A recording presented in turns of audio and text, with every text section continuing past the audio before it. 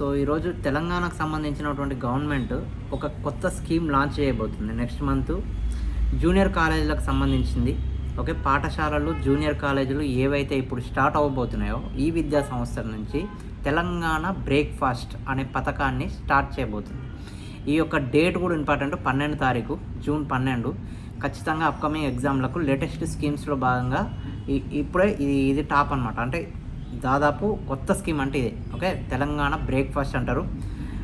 Junior college విద్యార్థులకు, అన్ని ప్రభుత్వ జూనియర్ కాలేజీల విద్యార్థులకు అల్పాహారం, ఓకే, పొద్దున అల్పాహారం దీని ద్వారా చేస్తారనమాట. దగ్గర మీకు 5 రోజులు దానికి వారానికి సంబంధించినటువంటి మెనూ కరెక్ట్ అయింది. ఇంకొకటి కూడా అటు ఇటు ఫ్లక్చువేషన్లో ఉంది.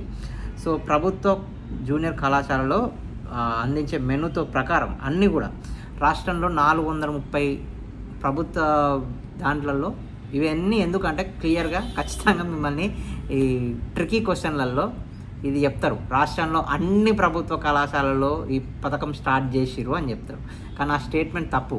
అప్పుడు మీరు 1 and 2 ఓన్లీ, 2 and 3 ఓన్లీ అని స్టేట్మెంట్ ఇస్తారు కదా, ఈ క్వశ్చన్ రాంగ్ అయ్యే అవకాశం ఉంటుంది. సో టీజీపీఎస్సీలో మీరు లాస్ట్ 2016లో గ్రూప్స్ పేపర్ చూడండి, 2023-24లో జరిగినటువంటి పేపర్లు చూడండి. ఖచ్చితంగా మీరు అప్పుడేమో స్ట్రేట్ క్వశ్చన్లు ఉంటాయి, ఇప్పుడు మాత్రం మల్టిపుల్ స్టేట్మెంట్లు ఇచ్చి 1 and 2, 3 అట్లా ఇచ్చి మిమ్మల్ని కన్ఫ్యూజ్ చేశారు, ట్రికీ క్వశ్చన్. సో ఖచ్చితంగా ప్రతి ఒక్క బిట్లో, ప్రతి ఒక్క స్కీమ్లో అందరికీ సంబంధించిన స్కీమా, లేకపోతే కొన్ని కళాశాలలో ప్రారంభిస్తే ఎన్ని పాఠశాలలో ప్రారంభించారు, ఇది ఖచ్చితంగా తెలుసుకోవాల్సిన ఆవశ్యకత ఎంతైనా ఉంది.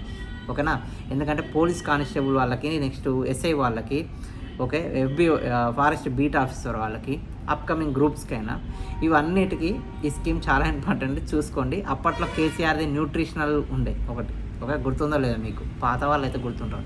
సో ఆ విధంగా ఉంటాయి. ఓకే, అల్పాహార స్కీము 5-6 రోజుల స్కీమ్ ఏమేమి ఉన్నాయని కూడా ఉన్నాయి. అవి అడగరు, బట్ ఎందుకైనా మంచిది, జస్ట్ మీరు ఉంచుకోండి మైండ్లో. ఓకే, నేను ఆర్టికల్ చూపిస్తే చూడండి ఒకసారి.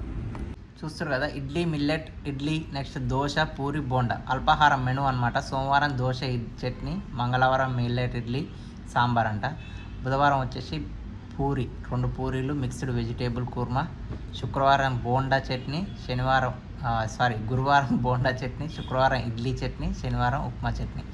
సో ఇది అల్పాహారం మెనూ. సో మీకు దీనికి సంబంధించిన తెలంగాణ బ్రేక్ఫాస్ట్ పేరు. ఓకే, 5 రకాల టిఫిన్లు ఉంటాయి.